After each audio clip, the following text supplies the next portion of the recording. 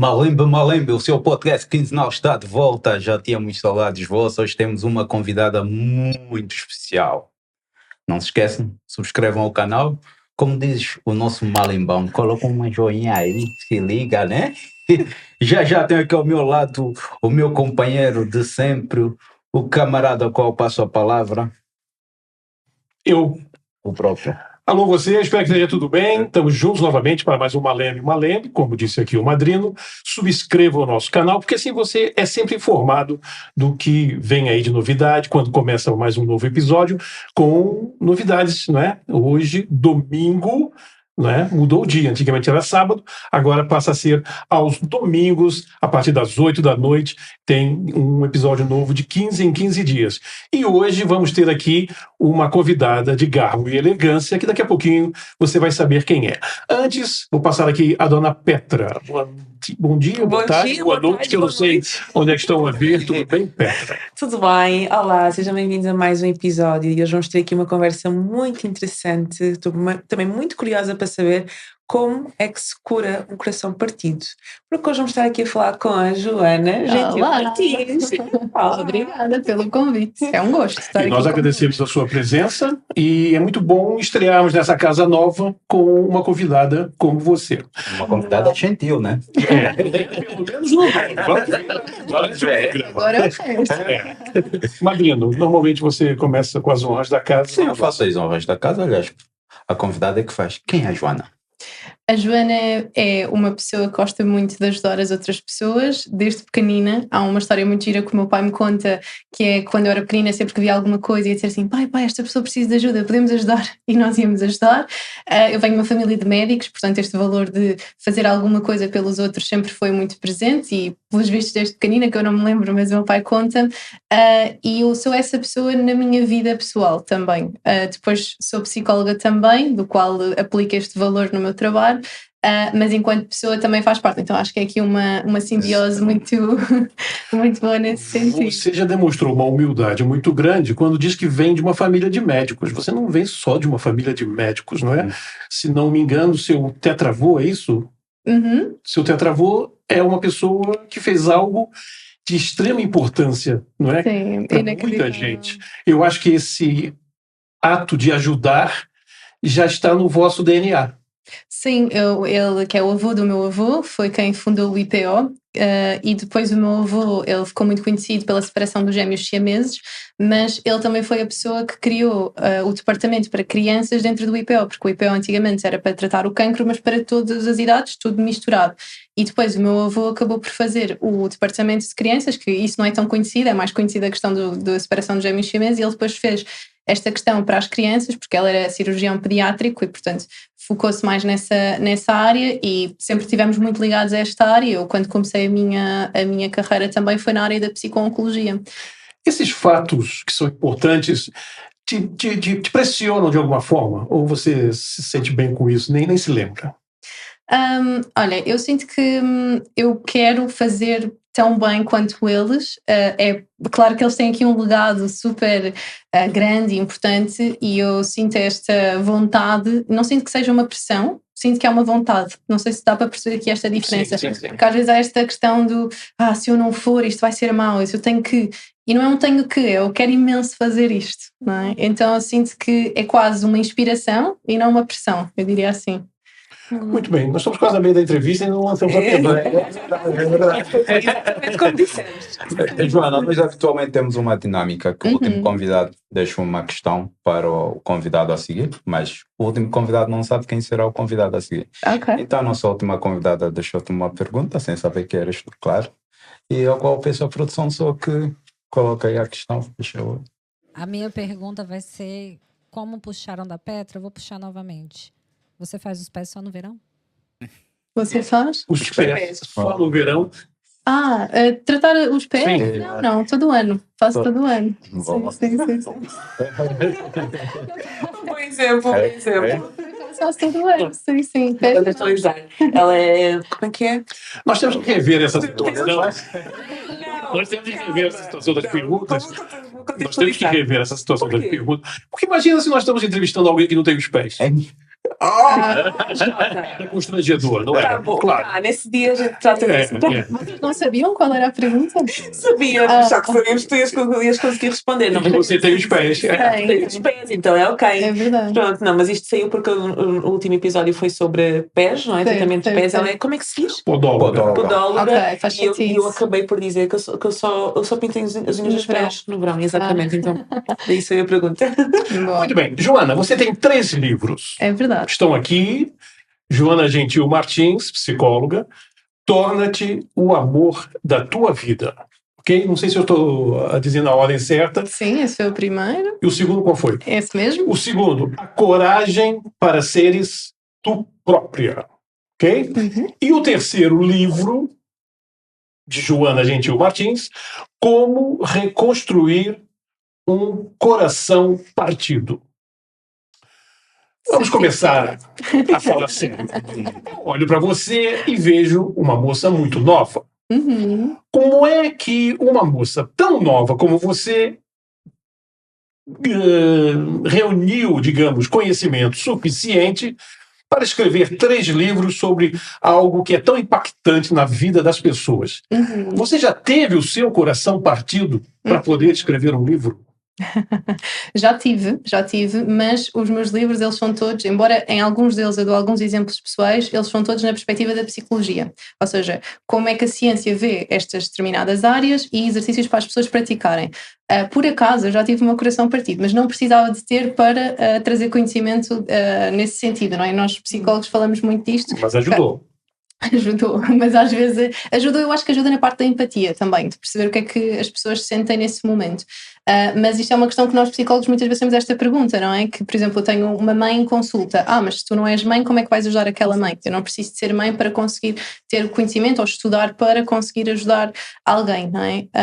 Mas por acaso já tive, é verdade. Mas ainda assim começou tudo com o primeiro livro, com o Torna-te o Amor da Tua Vida, em que eu trazia muito esta área da autoestima no meu Instagram, na minha página. Eu falava muito sobre autoestima e começou tudo na altura da oncologia, porque quando eu trabalhava na Liga Portuguesa contra o Cancro, nesta área da psico-oncologia, nós estávamos muito focados na intervenção da perturbação da adaptação, na ansiedade, depressão, mas faltava alguma coisa, porque não sei se vocês têm esta percepção, ou se já conhecem alguém que passou por um tratamento oncológico, mas a pessoa muda, às vezes é o cabelo que cai, às vezes a pessoa fica mais inchada com o tratamento, ou seja, a imagem da pessoa vai mudar. E tinha muitas pessoas que me diziam que não se reconheciam, que já não gostavam delas próprias, e eu pensei, bom, mas isto só pelo tratamento, pela intervenção, eu não estou a conseguir chegar a esse lado, não é? O que é que falta? E foi aí que eu comecei a estudar questões de autoestima, começar a trabalhar com elas a autoestima e depois acabei por trazer isso para as redes sociais. Entrei nesta área da autoestima, a estudar aqui no Brasil, imenso, que são super avançados nesta área. E depois comecei a fazer desafios e a editora contactou-me e disse assim, olha, e se colocássemos esses exercícios todos num livro? A ideia de livro não surgiu de você? Não. Foi um convite da editora que viu esse trabalho e disse, olha, eu acho que podemos levar isto a mais pessoas de uma forma acessível, porque eu acho que a ideia destes livros, e quando eu escrevo os livros, eu ponho muitos dos exercícios que eu faço em consulta, porque infelizmente a terapia ainda não é acessível a toda a gente, não é? E então eu acho que isto é uma forma de nós conseguirmos levar, claro que não é para substituir a terapia, mas de alguma forma quem não puder ter já tem alguma coisa e já pode fazer alguns exercícios e já pode tirar aqui algumas reflexões e alguns ensinamentos. Portanto, o livro é muito nesse sentido. Todos eles são assim, são todos com reflexões, com exercícios, que é neste sentido de, ok, se eu sei e pode ajudar alguém, então...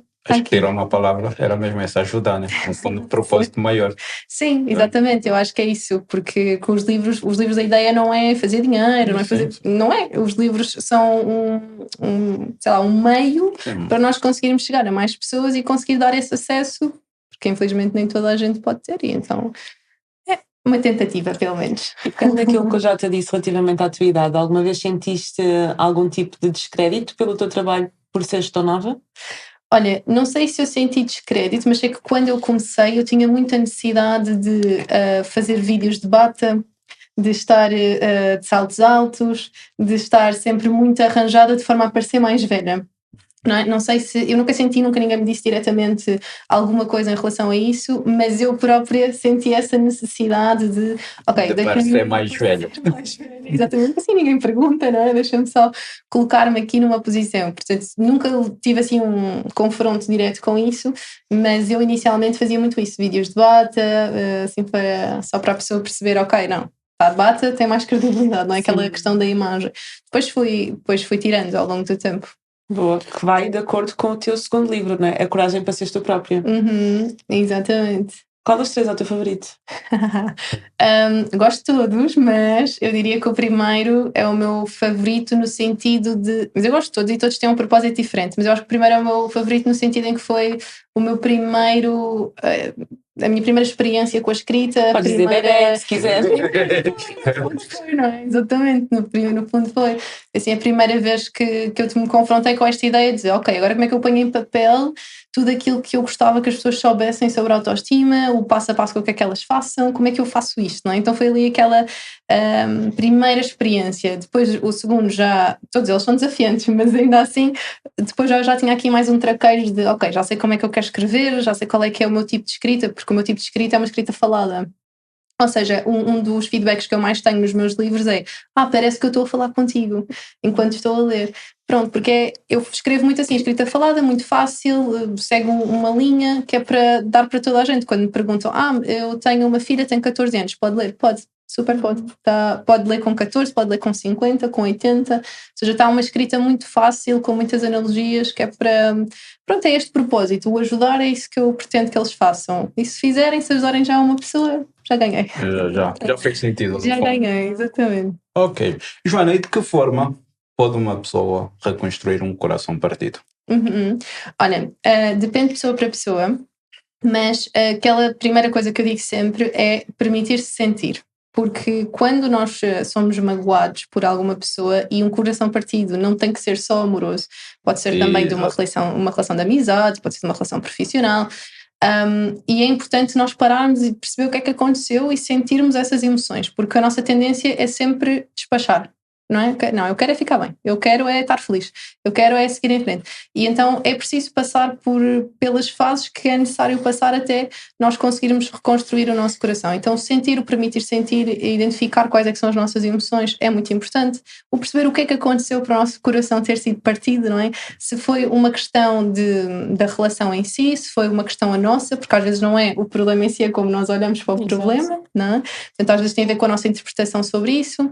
Portanto, vai depender muito de pessoa para pessoa. Sim. Não, tu estás a falar sobre permitir-nos sentir. Como é que se consegue distinguir o estou-me a permitir sentir do estou a gastar isto há muito tempo? Ou já não devia estar a sentir-me assim, já devia ter ultrapassado esta situação? Porque às vezes também acontece isso.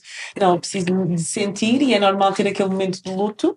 Exatamente. Não é? Pela relação, pela expectativa, mas quando é que tu sabes que já está a ser too much? Tipo, já estou nisto há muito tempo. Um momento de parar. Exatamente, preciso de me levantar, preciso de me reerguer. Olha, aqui o que nós avaliamos é a duração, ou seja, há quanto tempo é que eu me estou a sentir assim, a intensidade dessas emoções e também o impacto na qualidade de vida, ou seja, se isso impacta o teu dia-a-dia, se tu deixas de fazer coisas que fazias antes por causa dessas emoções. Então estes 3 critérios são muito importantes nós avaliarmos para perceber se ok, isto realmente já está aqui a durar algum tempo e pode até tornar-se um luto mais perigoso, ou se é um luto natural e que estamos a fazer a nossa vida no dia-a-dia, porque se tu continuares a fazer o teu dia-a-dia, as tuas tarefas, mas ainda assim sentires tristeza, teres alguns pensamentos, isso é um luto natural, não é? Se tu de repente deixas de fazer a tua vida, se tem um impacto no teu dia-a-dia, na tua rotina, aí já é hora de procurar ajuda e trabalhar internamente. Você escreveu esse livro, o primeiro, há quanto tempo atrás? Há quantos anos? Escrevi em 2022, saiu em 2023. Escrevi em 2023, saiu em 2024 e este ano passado saiu agora. E você não sente que nesse curto período de tempo as pessoas mudaram muito? Porque assim, hoje as pessoas terminam um relacionamento por uma mensagem de WhatsApp. Trocam de namorado como a gente troca o liquidificador que deixou de funcionar.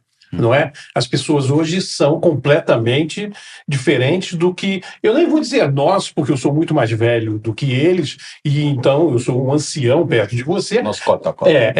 Mas hoje os valores são diferentes, tudo mudou. Será que ainda hoje alguém fica de coração partido? Porque eu acho tudo tão... volátil. Exatamente. Exatamente. Olha, eu acho que não podemos generalizar, porque ainda assim, embora que nós agora estamos a ver essa tendência na geração, existe, e tu falaste muito bem dos valores, não é? Eu fico de coração partido. Eu quando vejo o valor do salário que é transferido para minha conta, todo mês, todo mês eu fico de coração. Eu não consigo consertar o meu coração partido, porque todo mês ele quebra. Quando eu vejo o salário, não é? Próximo mês aumento, tá? Não, mas aqui eu acho é que nós não podemos generalizar, porque de facto existe esta agora tendência de se fala muito que as pessoas já trocam muito rápido de relação, ou até fala-se muito do ghosting, que a pessoa nem dá justificação, não é? Mas você acha que é uma tendência ou é uma realidade mesmo? Eu acho que depende de pessoa para pessoa. Eu acho que se fala mais sobre isso, mas eu não gosto mesmo de generalizar, porque eu conheço também muitas pessoas que não é assim, não é? Ou seja, também pelos valores, e nós acabamos por estar perto de pessoas com os mesmos valores que nós, então não querendo generalizar, há pessoas efetivamente que fazem isso e que trocam e que estão mais dispostos a fazê-lo, mas também há pessoas que trocam não por ser saudável, mas por tentar substituir a outra pessoa e para tentar superar mais rápido, não é? Que é uma das coisas que eu até falo que é desaconselhado, que é nós tentarmos arranjar uma pessoa de substituição muito rapidamente. Agora, o que acontece? Acontece, mas as pessoas continuam a ter o coração partido por... A palavra coração partido foi aqui, não é? Para o título ficar até mais atraente. Mas aqui a questão é o término de uma relação. E nós somos seres relacionais, nós somos seres de relações, portanto todo o ser humano tem relações e precisa ter essas relações, porque se nós olharmos para as necessidades do ser humano, está na nossa pirâmide das necessidades a relacionar-nos com os outros, portanto não podemos viver isolados. E a verdade é que as nossas relações, há umas que duram mais tempo, outras duram menos tempo, e portanto vamos ter que lidar com términos de relações da nossa vida. Eu acho que não há ninguém que não vá lidar com um término, pelo menos na sua vida. Eu abri o seu livro aqui, A Sorte, e pensei assim, vou escolher uma página, vou abrir e vou fazer uma pergunta sobre o que eu vou ler. E abri aqui no capítulo 8, ok? Não sei se vocês aí estão conseguindo ver. A autocrítica, o veneno que tens de deixar. Dá para falar um pouquinho sobre esse veneno que nós temos?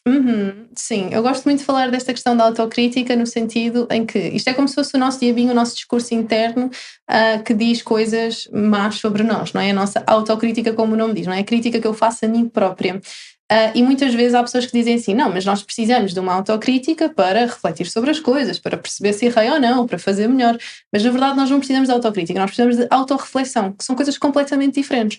Qual é a diferença? Qual é a diferença? Eu autorrefletir sobre uma situação é eu perceber, ok, isto foi o que aconteceu, olhar aos factos, isto aconteceu, eu errei, não errei, como é que eu posso fazer melhor da próxima vez? Uma autocrítica é olhar e dizer assim, não acredito que eu fiz isto, eu sou aquilo, ou seja, ofender-me a mim própria, ficar chateada comigo. E isto, normalmente, um exercício que nós usamos em psicologia é perguntar assim, como é que tu falarias com alguém que tu amas? Porque muitas vezes, não é? Nós erramos alguma coisa e dizemos assim, sou mesmo burra, não acredito que eu fiz isto. E alguém vem ter connosco e diz que fez exatamente o mesmo erro e nós dizemos, não te preocupes, amiga, da próxima tu vais fazer melhor, vais ver que da próxima vai ficar assim, que é o que nós chamamos depois de um discurso de autocompaixão, que é isso que a proposta é, trocar aquilo que é o nosso discurso interno negativo para um discurso interno mais compassivo, que faz muita diferença na nossa autoestima. É a mesma coisa de nós pensarmos assim, a relação que eu tenho comigo é a relação mais duradoura de sempre. A relação que vocês têm com vocês próprios é a relação que vocês vão ter para sempre, não é? Ok, então agora pensem numa relação externa. Vocês têm alguém convosco que está sempre ao vosso lado todos os dias. Vocês preferem ter alguém que está constantemente a criticar-vos, a dizer que vocês não prestam, que não fizeram bem, não é? Ou preferem ter alguém que é compassivo e que, ok, quando não está certo vamos fazer melhor, vamos ver onde é que nós podemos melhorar, e quando está bem também elogia e também reforça. O que é que vocês preferiam? Está com alguém que nos elogia e reforça. Não é? Agora vou tirar um bocadinho a parte técnica da Joana. Exato. E tu? Como é que tu lidas com a tua autocrítica? Olha, eu tento construir este discurso de autocompaixão também, porque aqui eu acho que o mais importante é não achar que nós nunca vamos ter essa autocrítica, porque muitas vezes até vem em forma de pensamento e o pensamento é automático, não é? E então ele vai aparecer, o pensamento vai aparecer negativo, só que depois, assim que tu identificas que ele é negativo, tens de dizer assim, ok, espera, Joana, como é que tu falarias com alguém que tu amas? E eu trabalho muito isso comigo, de tentar ser muito autocompassiva, muito gentil, não é? Como o nome diz, comigo e com os outros, que eu acho que isso também é super importante, sabes? Aconteceu uma coisa muito gira no outro dia no carro, muito gira, podia não ter sido gira, mas foi muito gira, que eu estava a conduzir, estava uma pessoa à minha frente num carro de condução, e estava um carro atrás de mim. E o carro atrás de mim vinha, buzinava, e eu assim, ai, nossa, calma, buzinava. E o senhor, depois parámos no semáforo e ele sai do carro. Eu assim, o que ele vai fazer, não é? Assim, muito, muito chateado. Ele sai do carro e ele para, eu tinha a janela aberta, a pessoa da frente, eu não sei se tinha a janela aberta ou não, e ele vinha a passar e eu disse assim, olha, onde é que vai? Eu assim, já fui. Eu assim, olha, onde é que vai? E o senhor assim, então, mas porquê que não andam? Porquê que são tão lentos? E eu assim, olha, porque está alguém a aprender a conduzir. E ele assim, e eu assim, olha, não sei se tem filhas ou não, ou filhos, mas um dia eles vão estar a aprender a conduzir também, temos que esperar, temos que ter calma, não custa nada. Ele assim, tem razão. E foi-se embora. E eu assim, pronto, ok. Respiraste para dizer, estou falhamos também. Eu pensei, não posso fazer estas coisas, não. Aliás, o L que aparece nos carros de autoescola é L de lento mesmo. Deve ser learning. Não é. Aprender. Por acaso não sei, mas pode ser learning, que faz muito sentido. Mas eu disse, mas esse cara também vai ter, e um dia também aprendeu a conduzir, não é? E a pessoa, tem razão. Pronto, e ele, se calhar, e pegando aqui na parte da empatia, ele próprio, se calhar, também podia estar a ter um mau dia, também podia estar a acontecer alguma coisa, mas às vezes são pequenas coisas que nós sempre podemos ter cuidado, não é? No dia a dia, às vezes explodimos para as outras pessoas e não temos esta percepção. Está tudo bem, a pessoa estava a conduzir, estava a aprender, é mais lento. Pronto, esperar. E agora, tocando aqui ainda na parte da autoestima, do teu primeiro livro, existe muitas vezes aquele pensamento que a autoestima está muito relacionada à parte estética e à parte física. Sim. E eu agora lembrei-me, de repente, não éramos para falar sobre isto, que tu também tens uma história com isso, porque tu vens do mundo de... Não é modelo, Miss, né? Tu vens desse mundo. Sim. A tua autoestima era boa porque o teu físico estava em dia? A tua história com a autoestima? Olha, teve alguma influência no facto de também estudar sobre a autoestima? Não, ou seja, no sentido de estudar não sobre, mas eu conto algumas partes no livro sobre isso, mas eu fui para as missas, isto é muito engraçado, porque a minha mãe foi modelo quando era mais nova, a minha irmã estava numa agência de modelos e eu pensei, eu não estou, também preciso estar, ou seja, foi quase aquela comparação de, espera aí, eu não estou.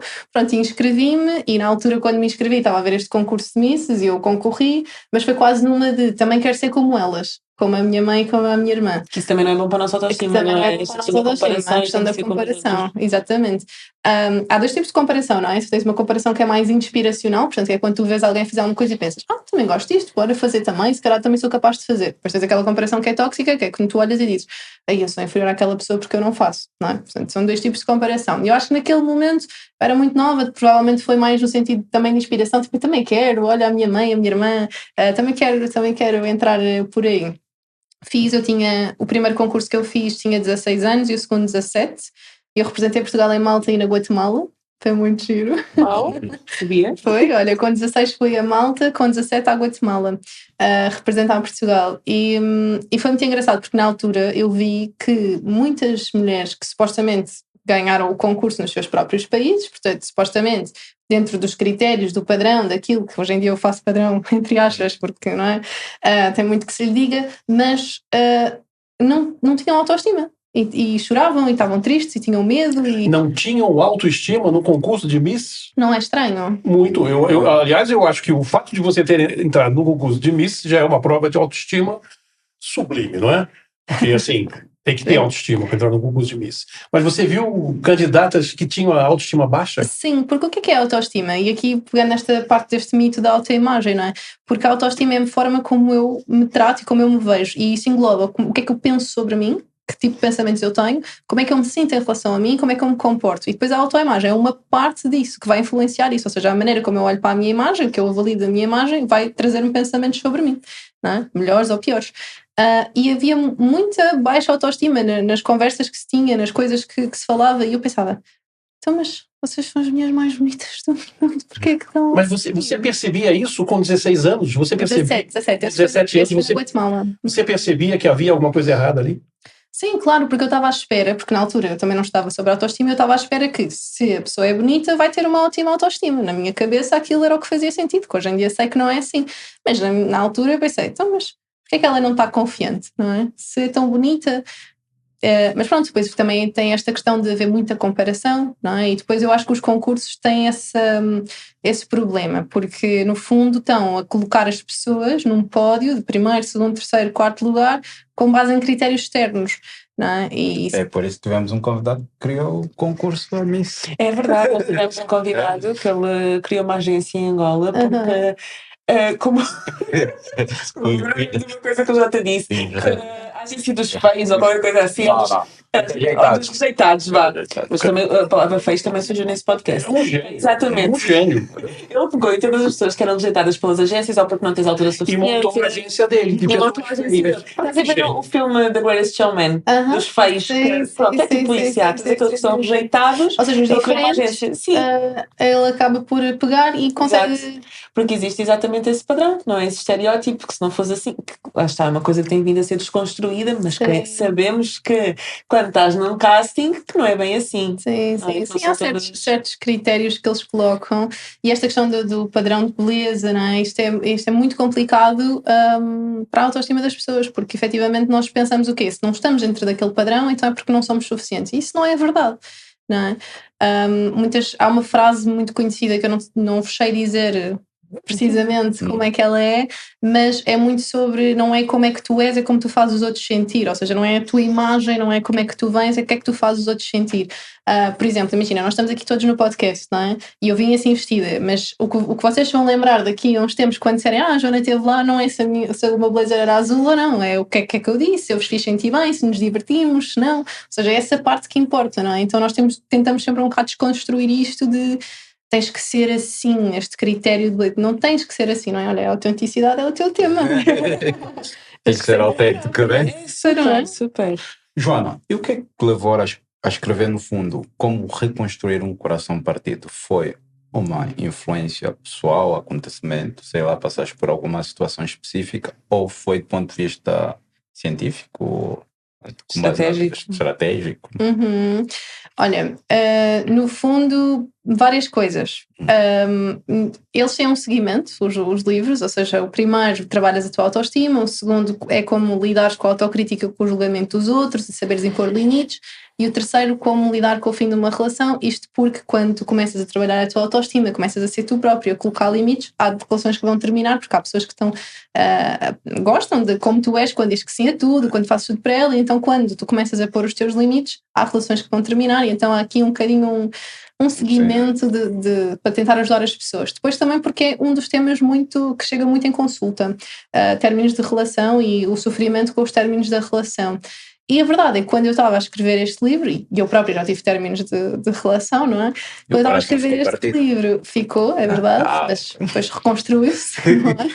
Passou por aquele processo todo. Tá? Exatamente. Mas quando eu estava a escrever o livro, depois também tive o meu coração partido a nível profissional, portanto não foi a nível pessoal, mas foi a nível profissional, e portanto eu acho que também acabou por me dar aqui mais experiência ainda para escrever, mas eles todos são escritos na base científica, portanto de acordo com os artigos.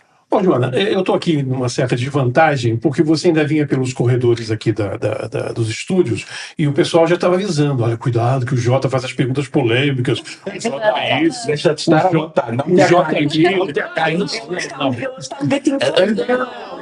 não.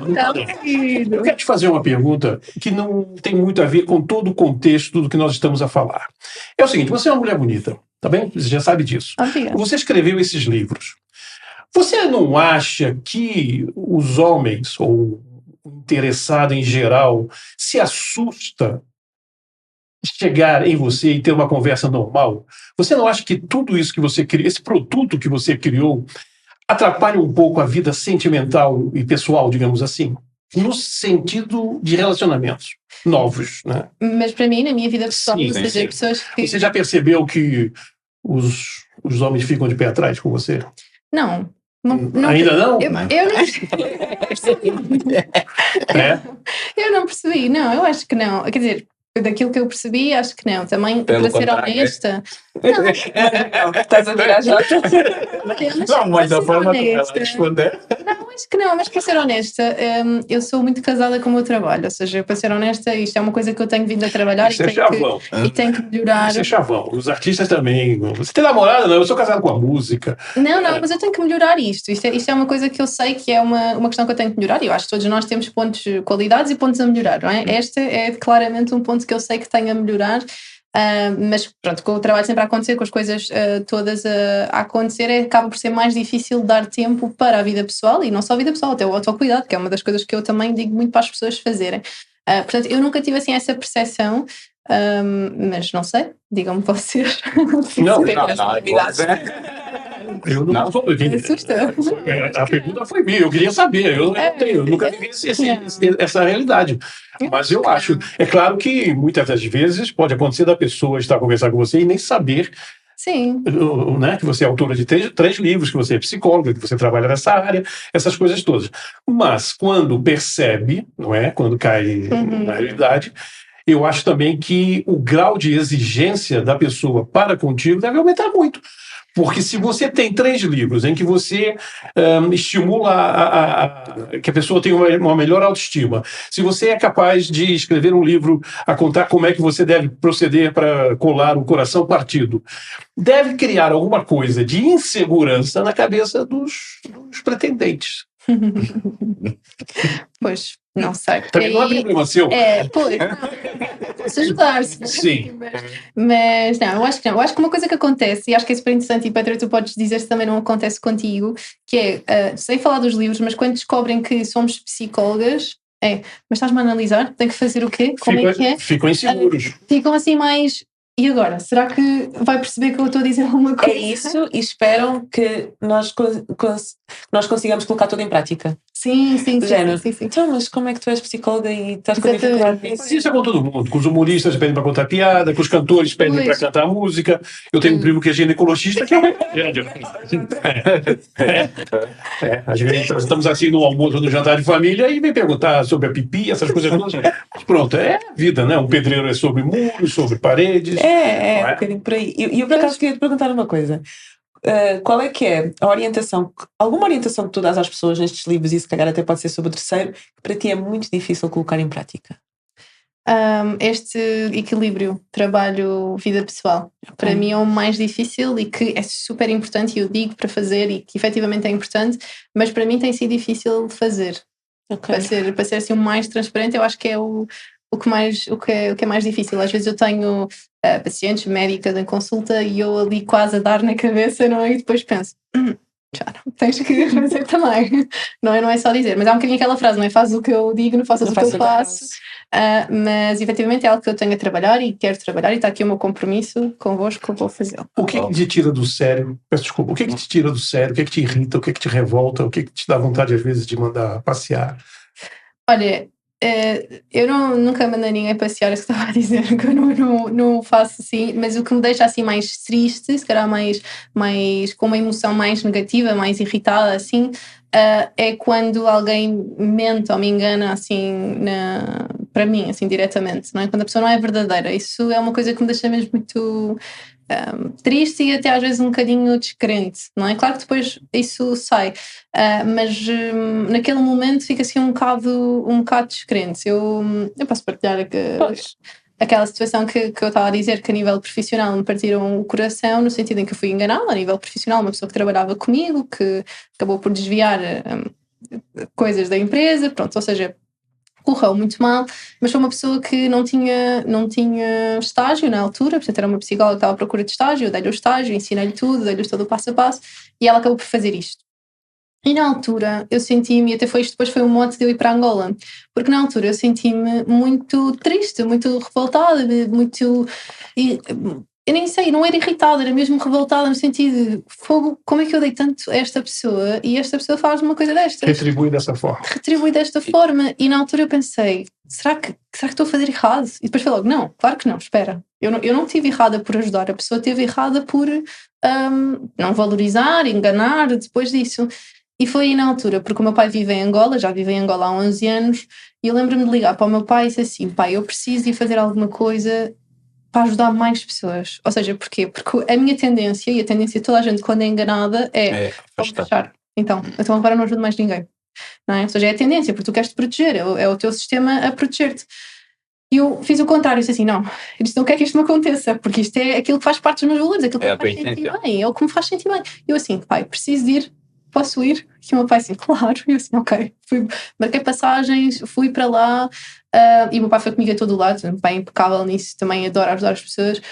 E fomos a todo o lado que podíamos ir, ajudámos a nível de comida, ajudámos a nível de segurança, também a nível... Estava a existir um surto de cólera quando eu estava lá, e portanto a nível de desinfecção das águas, o que é que podiam fazer, tinham que lavar as mãos, pronto, assim, uma parte mais educativa e uma parte mais de donativos. Isso fez toda a diferença para mim, para ser honesta, mas eu precisei disso, eu precisei assim, ok, eu não me quero fechar para ajudar as outras pessoas, eu preciso fazer exatamente o contrário. Então eu fui quase o oposto, fui para uma imersão de ajudar os outros, basicamente foi isso que eu decidi fazer, e foi das melhores experiências da minha vida, digo-vos. O que é que o coração partido ensinou-te que a psicologia não ensinou-te? O que é que o coração partido ensinou-me que a psicologia não me ensinou? Eu acho que o sentir, porque a psicologia diz, não é? A teoria está lá, mas quando tu estudas que é preciso sentir, tu não estás a sentir na prática, não é? E eu acho que o coração partido faz-te ir ao encontro destas emoções que nós evitamos. A verdade é essa, nós sempre evitamos emoções negativas. Eu acho que quando um coração parte, tu és obrigado a estar em contacto com essas emoções. Que na psicologia tu sabes, estudas sobre, mas quando estás a estudar sobre a tristeza ou sobre... não estás a sentir tristeza, não é? Estás a estudá-la, mas não estás a sentir. Acho que esse lado prático. E conseguiste colocar em prática as sugestões que tu deste no livro? Quando aconteceu contigo? Sim. E é um processo. Ou seja, eu acho que qualquer um dos livros é um processo e é uma coisa que tens de fazer todos os dias. Não é uma coisa que, ok, então já está. Já fiz. A autoestima, um dos exemplos que eu dou, eu digo que é um trabalho diário que nós temos que fazer todos os dias. Um exemplo que eu dou é, por exemplo, o comer. Tu não basta comeres um dia e já nunca mais precisas comer na tua vida, não é? Tu vais ter que voltar a comer. Tomar banho, não podes só tomar banho uma vez na vida, precisas tomar banho diariamente. Não, mas há quem faz. Conheço pessoas que tomam banho uma vez na vida. Mas para tomar mais vezes, não é só Mas pode não ser todos os dias, mas não é só um. Mas lá está, ou seja, é uma coisa que é preciso um contínuo, é preciso um trabalho contínuo para fazer, e tudo isso não é? Porque nós estamos em constante evolução, nós estamos sempre a aprender, então eu acho que todos os dias tu vais conhecendo um bocadinho mais sobre ti. Eu acho isso. Boa. Sim. Um coração partido pode superar. Eu acho que imagino eu acho que ele precisa de terapia. Eu acho que ele veio ouvir o Pablo Alborán o tempo todo aqui com o coração partido. Desmistificar o tema. Está fazendo consulta, né? Eu sou coach apartheid, não sei se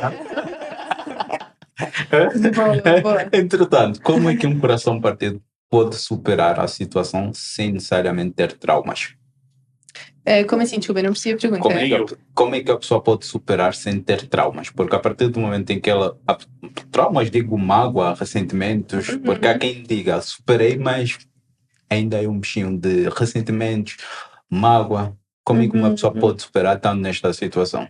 Olha, eu ontem estava a falar com uma pessoa sobre isso que me dizia assim: eu terminei uma relação, ainda sinto mágoa ali da relação, mas se a pessoa passar por mim, não quero nada com ela. Ou seja, se ela passar, eu não quero voltar para ela, ela é-me indiferente, mas eu ainda sinto. E aí eu expliquei que não é o final da relação, é como é que ele viu o final da relação. Ou seja, o que é que o final da relação disse sobre ele e que pensamentos é que ele teve. Porque às vezes a pessoa pensa que é por causa do ex ou da ex, ou é por causa disto. E não é, às vezes é como é que tu interpretas aquele fim para ti. Não é? E isso é importante as pessoas também fazerem. Este é um exercício super importante, que é quando há esse fim, que tipo de pensamentos é que tu tiveste? Porque tu podes ter pensamentos de pronto, fui eu o problema, eu não sei gostar de ninguém, ou... No fundo, sabotar-se, não é? Sim, ou tu podes ter pensamentos de pronto, esta pessoa errou comigo, isto não foi correto, e já desvias de ti essa situação. Portanto, depende muito daquilo que é a tua interpretação da situação, e por isso é que às vezes a pessoa guarda mágoa, porque vai depender o que é que ela pensou sobre aquela situação, e se tem a ver com ela, se tem a ver com os outros. Portanto, é específico de caso a caso. Mas se tiveres um bocado de tempo, queres Eu ouvi dos casos também.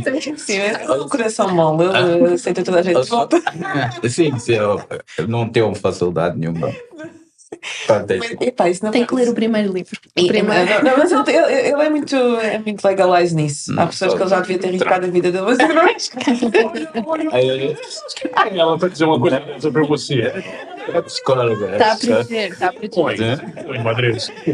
Não, mas, epá, isso de uma forma teórica é muito bonito. Que eu estou a imaginar essa situação de traem a minha confiança, levam aquilo que é meu e de hoje para amanhã eu tenho que cruzar ao lado da pessoa e como se nada tivesse acontecido. Uhum.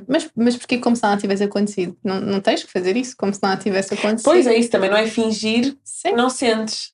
Sim, tu podes sentir, podes não aceitar essa pessoa na tua vida mais, podes não querer estar com ela e é ok por esses limites, não é? Nós não temos que... Podes querer cobri-la de porrada também, ok? Não, isso não convém. Mas pelo menos a gente descarrega. E você vai ao ginásio, tem lá também. Sim, em cima da pessoa, não. Mas é um bocadinho aquilo que é os teus valores, não é? Se tu já não te identificas com a pessoa enganou-te, traiu-te de alguma forma e tu já não te identificas, tu não tens que ser amiga dela. E muitas vezes nós falamos isto no perdão, não é? Tu podes perdoar, o perdão é mais partido que para os outros. Tu, quando perdoas alguém, não tem que ser necessariamente ok, então podes voltar para a minha vida. Não, está perdoada, a situação está resolvida, está no passado, mas eu não quero ter-te mais no meu lado, não quero ter-te mais na minha vida e está ok, porque não são valores iguais, não é suposto e não te iria fazer bem. Exato. Joana Gentil Martins, psicóloga, escreveu 3 livros e um deles está aqui na minha mão, A Coragem para Seres Tu Própria. Mas já eu acho muito preconceito contra os homens, porque esse livro é para mulheres, só para mulheres. Mas, segundo a Joana, dá para homens também. Vem cá, Joana.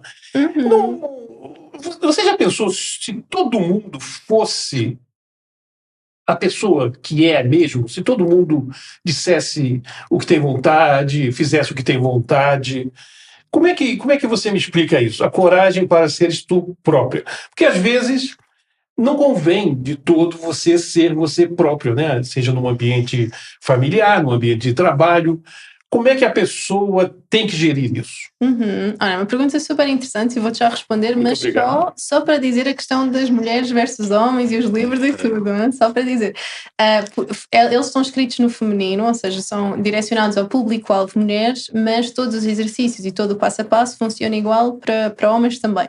Só foi escrito para mulheres por uma questão de marketing e, sei lá, ali estratégia que nós tivemos, mas não, nunca exclui ninguém, está bem? Portanto, se a pessoa precisar, pode ler na mesma. De qualquer gênero, não é?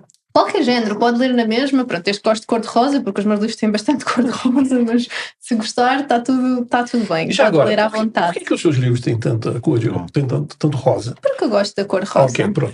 Foi só pessoal, gosto Sim. pessoal. E as cores não têm que ter género, não é? Qualquer pessoa pode gostar de todas as cores, por isso este aqui tem azul também. Depende um bocadinho. Mas em relação ao sermos nós próprios, e este livro fala sobre isso, que é ser eu mesma, não é eu não ter respeito pelos outros, não é? São coisas diferentes, porque às vezes as pessoas têm isso. Então agora faço o que eu quero, digo o que eu quero, sem pensar no outro. E esse livro fala também da questão da empatia, que é, ok, eu tenho a liberdade dentro daquilo que é o que eu acredito, os meus valores, ser eu própria, eu estar de acordo com aquilo que é o que eu acredito e com os meus valores, e não me diminuir para caber numa zona ou em algo de alguém, mas sempre respeitando também essa liberdade do outro, não é? Porque eu posso acreditar e ter os meus valores num certo tema. Vamos imaginar que tu tens outro e eu não preciso de dizer não concordo, não, posso dizer que não concordo, mas não preciso te ofender, não preciso criticar, posso respeitar que tu tens e eu tenho outro, e tu estás a ser tu próprio, com as tuas crenças, com os teus valores, eu estou a ser eu própria, e não temos que... Dentro de uma maneira de ser saudável, não é? Sim, dentro de uma maneira de ser saudável. Eu acho que a empatia tem muito este lado importante aqui, que é, se for eu mesma e for empática contigo, tu consegues ser tu mesmo e ser empático comigo, então conseguimos todos estar bem em convivência. É preciso não sentires que és inferior por não ser igual a mim, à Petra... Ou superior. Ou superior, exatamente. Ou seja, nós todos somos importantes e isso também é uma questão da autoestima, que às vezes as pessoas me perguntam, que é, então a autoestima é só sobre eu, só eu é que importo, então ter autoestima é ser a pessoa que é melhor que as outras. E não é nada disso. Eu costumo dizer que ter autoestima é dizer assim, eu importo e tu importas. Ou seja, os dois importamos, os 4 importamos, todos somos importantes à nossa maneira, todos nós temos algo a agregar e todos temos valor. E eu acho que isso é que é importante. Nós temos a capacidade de olhar para o outro e dizer assim, ok, esta pessoa vai me ensinar algo. Voltando à questão de há pouco da pergunta, não é? Se as pessoas ficavam intimidadas. Eu acho que não, mas pelo menos eu também tento que as pessoas não o fiquem, porque eu vou aprender tanto com elas. Ficou porque eu fiquei assim, agora vou estar atenta. Será que ele está intimidado? Mas sabes, eu tento que a pessoa não fique, até porque eu não sinto que eu seja algo assim diferente da outra pessoa, porque a outra pessoa vai me ensinar coisas que eu não sei. Não, eu quando estive lá em Angola e estava a fazer o voluntariado com o meu pai e tudo, nós tivemos muito com muitas crianças e tu poderias pensar, então tu tens estudos, psicóloga, né? E as crianças... Aquelas crianças, muito. Imenso, e o valor das coisas, a felicidade que têm pelo uma bolacha, sabes? Que se calhar vais a casa, abres a despensa e dizes assim, não me apetece estas, vou comer hoje. E tu ali vês uma pessoa que tu dás uma coisa e ela fica super grata. Você poderia dar um exemplo de alguma coisa que você aprendeu nessa aventura, digamos assim, com as crianças, por exemplo? Sim. Até para que o pessoal de casa perceba do que você está a falar. Sim, exatamente. Isto é uma das coisas que é eles valorizam o básico. Não é? As coisas que nós estamos em casa e não valorizamos. Nós temos uma casa, nós temos um sítio onde dormir, nós temos uma família. Televisão, água. Olha, sabes uma coisa? Nós temos casa de banho. É uma coisa que eu, quando fui lá a um dos bairros, nós fomos ao Zango, e nós fomos, eles não tinham água potável, não tinham casa de banho. As casas são feitas, eu não sei se o material que eu vou dizer é o certo, mas parecia latão, sabem, assim. Sim. Há zonas que sim. Nós estivemos lá o ano passado. Sim, ou seja, mas lá está, e tu chegas a casa, não é, e dás coisas por adquirido, como que fossem garantidas, e depois tu estás numa realidade em que tu vês que isto não é garantido, não é? Então tu vens para cá, quando tu voltas, assim, uau, tenho isto, uau, tenho aquilo, mas isto é incrível, coisas que se calhar para ti eram super garantidas, e eu acho que isso é muito importante. A próxima vai nas províncias, que ainda é mais profundo. Foi onde nós fizemos trabalho social lá. Sim. É uma coisa que eu quero repetir todos os anos. Se não fosse pelo lançamento do livro, porque agora tive que voltar por causa do lançamento do livro, eu tinha ficado. Eu disse ao meu pai, tinha ficado mais tempo, porque é mesmo muito gratificante fazer. Tu sentes-te mesmo bem. Isto está estudado também a nível da ciência e da psicologia, que quanto mais tu ajudas os outros, também tu próprio te sentes mais, com mais autoestima, sentes-te melhor. No fundo, dopamina. Sim, e está estudado até que um dos exercícios que mais aumenta a tua autoestima é tu ajudares o outro, porque acabas por aumentar a tua autoestima porque te sentes útil, estás a fazer algo para ajudar outra pessoa, e a outra pessoa sente-se amada, sente-se vista, não é? Então tu acabas por aumentar aquela autoestima dos dois. E portanto...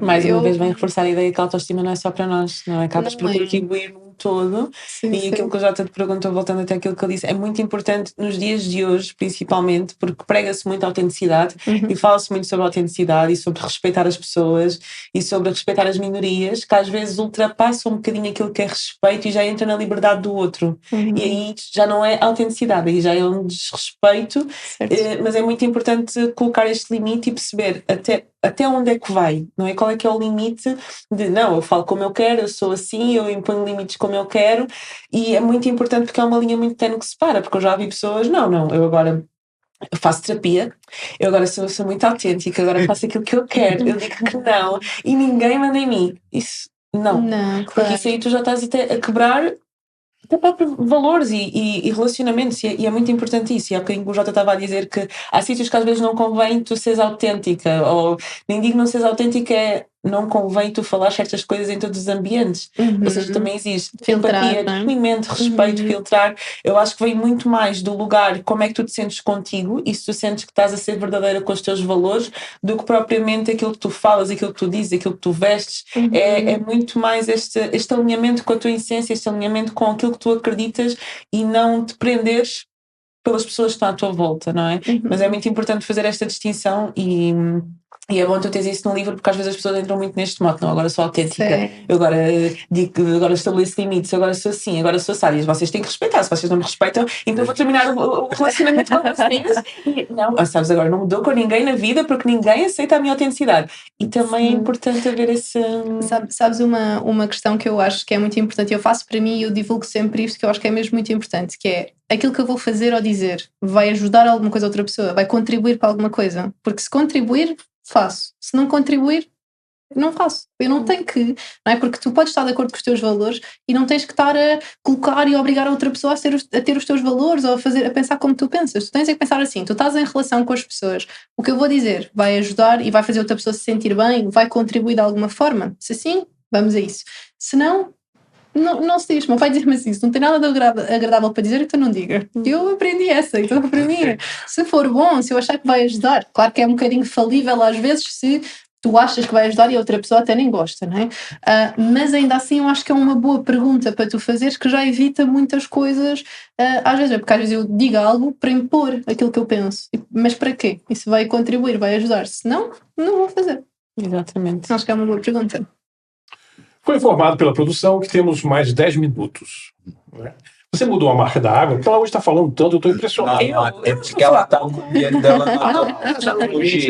Está a falar bem. Continua com essa marca da água. Mas passou muito rápido. Bastante Porque a rápido. conversa é boa, ainda bem que é assim.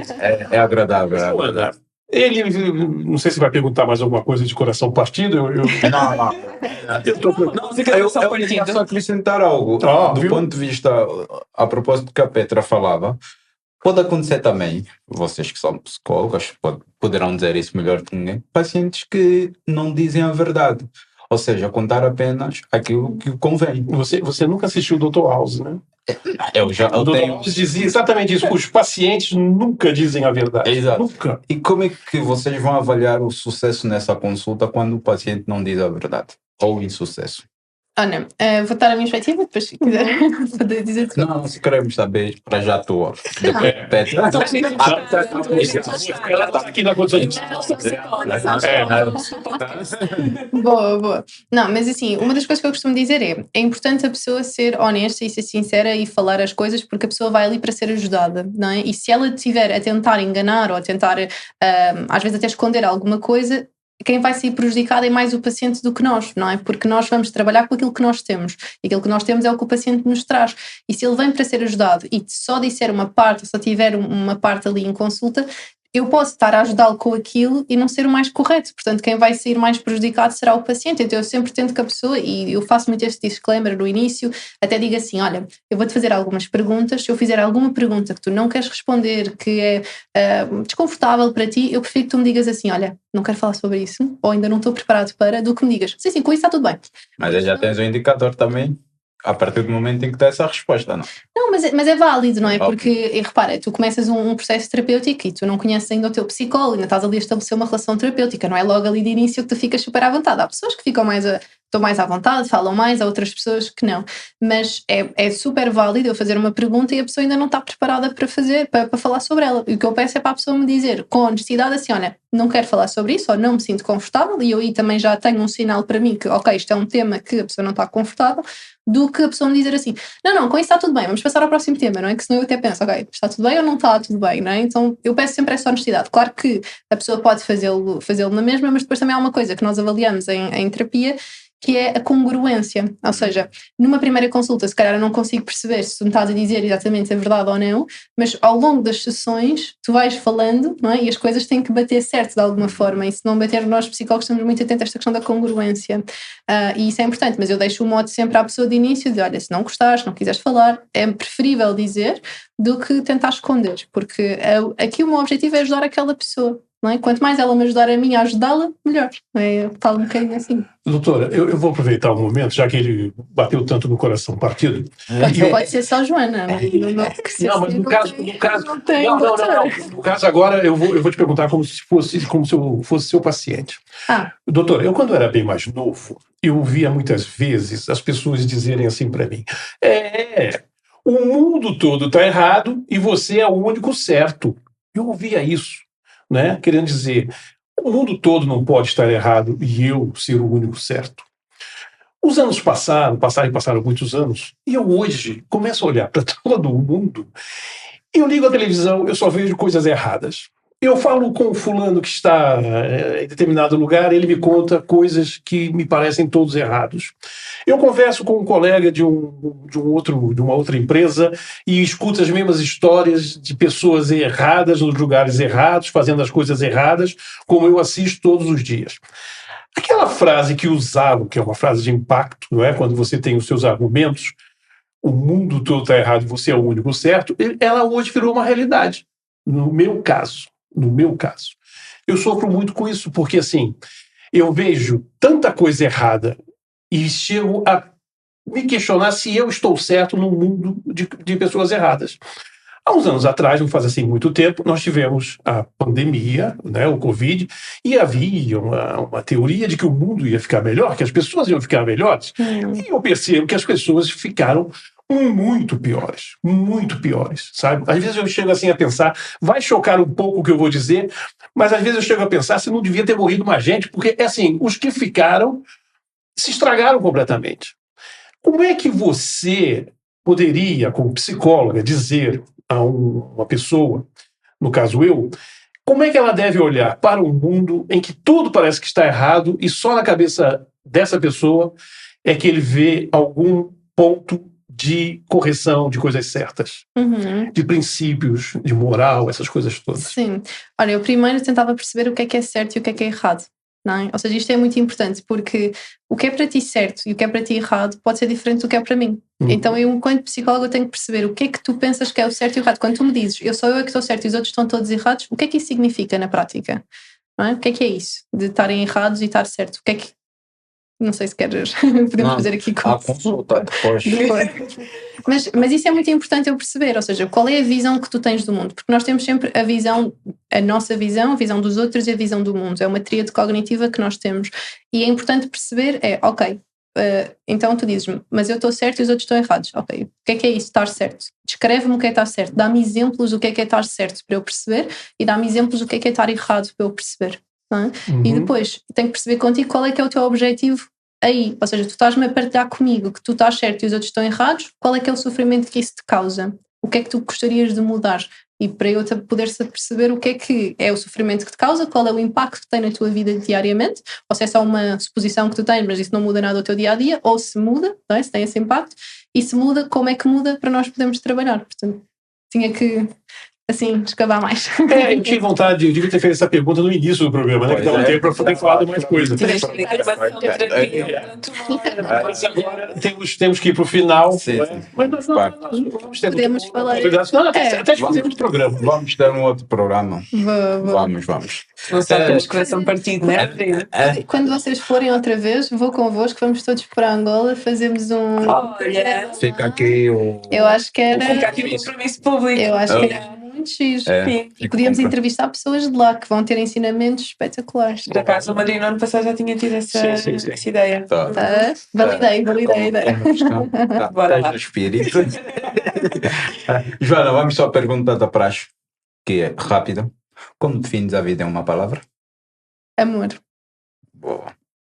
Olhando para trás, que conselhos darias a Joana hoje? Para não ter medo de ser quem é e de dizer aquilo que acreditam. Agora sim, vamos para a pergunta do próximo convidado. Ok, a pergunta que eu tenho para o próximo... Não, faz assim. Olá, eu sou Joana. Ok. E a minha pergunta é... Ok, olá, eu sou Joana Gentil Martins e a minha pergunta é: se só pudesses achar um ensinamento no mundo numa só frase, qual é que seria? Gosto dessa pergunta. Boa. Olá. Infelizmente acabou, né? Acabou. Vamos às prendinhas de praxe. Vamos às prendas de tenho praxe. aqui algo para você. Eu tenho que ler porque eu sempre troco o nome. É uma vergonha. Chocolate Boutique. Chocolate Boutique Uau, oferece muito obrigada. uma caixa de bombons aos Muito nossos obrigada. convidados. Espero que você goste de chocolate. Sim, muito obrigada. Você é gulosa? Não sou muito, mas gosto de chocolate. Mas tem que manter a linha, né? Você é Miss, foi Miss. Já foi outra vida. Tem que manter a linha. E mandar um abraço também a Cleo Eventos. Quando você for fazer algum evento, casamento, enterro de sogra, divórcio, entendeu? Tudo isso. Festa de aniversário. Festa de aniversário, coisas normais e anormais. Cleo Evento faz tudo para você. Bom, temos que terminar? Temos sim. Não é? É verdade, Joana, obrigada. Obrigada, Incrível, obrigada mesmo. E gostei também que, além do técnico, trouxeste muito também da tua visão de vida, da tua visão do mundo, como há bocadinho estavas a falar com o JP, acho que isso é super essencial. Obrigada. Obrigada eu pelo convite. Obrigado. Gostei muito. Até a próxima. Malembe, malembas. Vencemos a distância e unimos os povos. Tchau, tchau. Tchau. Tchau, Joana. Obrigado. Obrigada. Tchau, Joana, obrigada.